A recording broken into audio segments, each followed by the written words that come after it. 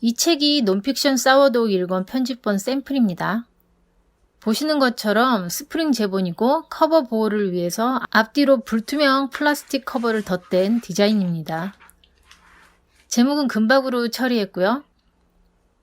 처음 블로그에 올린 디자인 시안은 보라색이었는데 최종본은 짙은 녹색으로 결정되었습니다. 넘겨보면 타이틀이 적힌 속지가 가장 먼저 나오고요.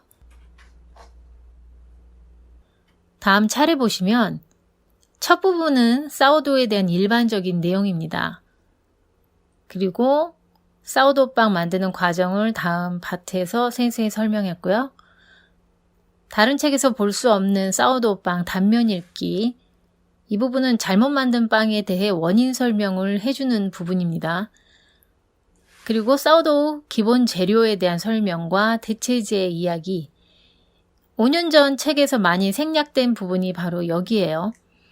그리고 마지막으로 레시피인데 작년 연말에 나온 논픽션 사워도우 2에 워낙 좋은 레시피를 많이 실었기 때문에 이번 편집본에서는 가장 기본적인 배합에 신경을 썼고 레시피 개수도 13개로 축약이 되었습니다. 이번 책은 이론이 핵심이고 레시피는 기본기 다지기 정도로 이해하시면 될 것 같아요. 사워도우 소개 부분은 5년 전 출판된 내용을 간추려서 핵심만 적었습니다.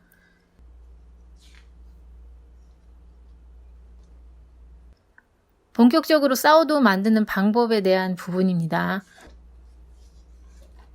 발효종 만들고 키우는 방법, 발효종 종류에 대한 설명이 먼저 나옵니다. 가장 많이 쓰는 밀가루, 통밀, 호밀 발효종에 대해서 다뤘습니다. 이후에 반죽하기, 오토리즈, 느려접기,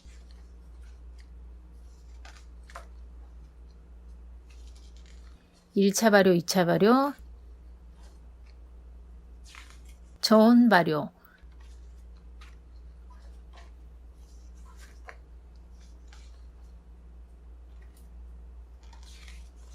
성형에서 굽는 과정 등 각 과정마다 주의사항에 대해서 자세히 설명해 두었어요.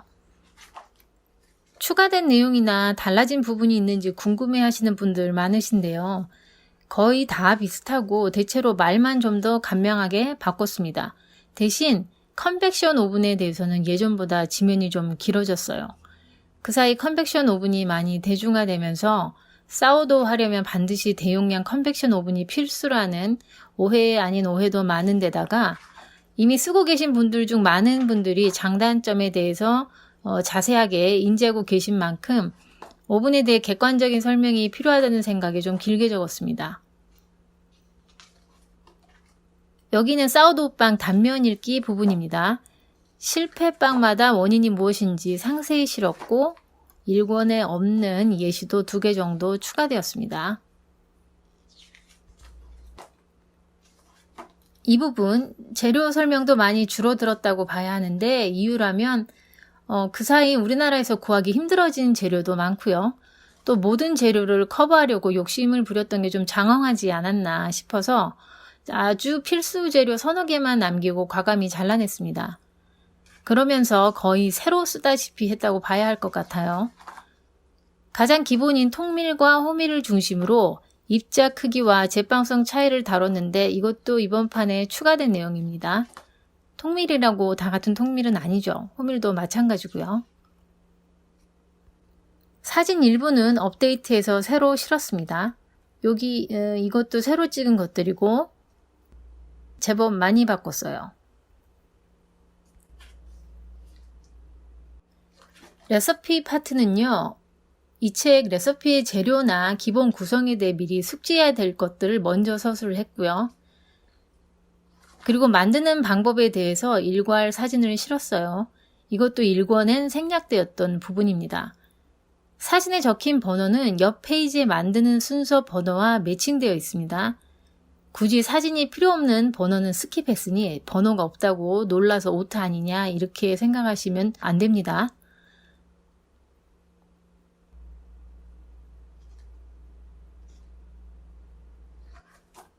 레시피는 대부분 흰 사워도우빵이고 통밀이나 호밀 같은 부재료 퍼센테이지에 따른 기본 배합을 먼저 소개했습니다.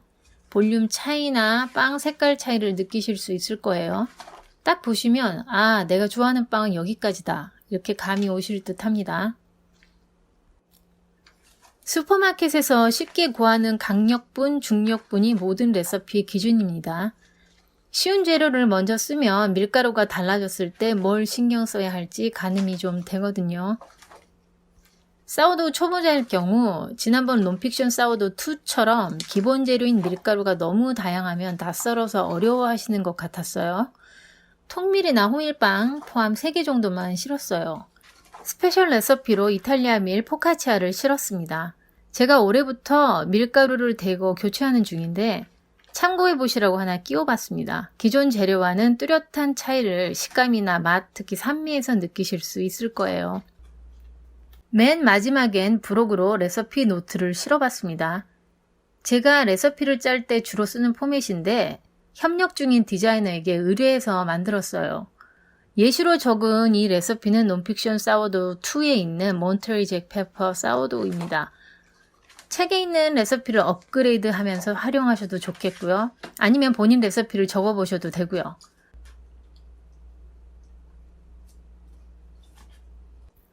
일단 제 책 소개는 여기까지입니다. 원래는 소량으로 가볍게 찍는다고 준비한 책입니다. 이번 책의 시작점인 논픽션 사워도우 1은 펀딩을 2번이나 했고 수요가 적은 사워도우 시장에서 1,500권 정도 나갔으니 저는 정말 운이 좋은 편이었죠. 작년에 진행했던 논픽션 사워도우 2 레시피북도 견적보다 수요량이 높아서 무사히 출판이 되었습니다. 매번 500권 견적이었고 제 기준의 논픽션 사워도우 1은 나갈 만큼 나간 터라 추가 수요가 500을 넘길지 그렇게 확신은 없고요. 그렇다고 기존 포맷 그대로 재출판할 경우 수요량이 500건 미만이면 시장성이 없어서 추가 인쇄는 어렵습니다. 하지만 스프링 제본으로 원가를 절감하면 재출판에 무리가 없겠다고 한 게 올 초 견적이었는데요. 문제는 이 시점에 원자재 가격 상승이 발목을 잡을 줄은 몰랐네요. 작년 논픽션 사워도우 2 레시피북과 비교를 하면 지금 재출판을 기획하고 있는 책이 작년 그 책에 비해서 종이값이 거의 80% 정도 올라버린 상황이에요. 그래서 조심스럽게 말씀드리자면 100권, 200권 수준의 수요로는 이 편집본은 제작이 어려울 수도 있습니다. 원래 견적에서는 가뿐하게 몇백 건 정도 가능하다고 얘기가 되었었거든요. 일단 수요량 조사해보고 출판을 할지 이북으로 나갈지 결정할 예정입니다.